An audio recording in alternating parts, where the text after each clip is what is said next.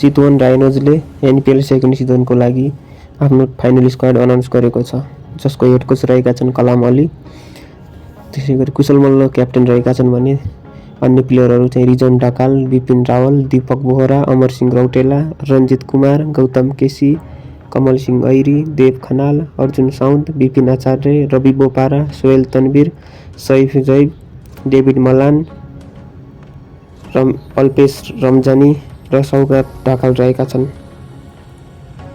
यो मध्ये रवि बोपारा, सोहेल तनवीर, सैफ जैब, David Malan र अल्पेश रमजानी चाहिँ विदेशी खेलाडी रहेका छन् भने सौगात ढकाललाई ट्यालेन्ट हन्ट मार्फत सिलेक्ट गरिएको हो।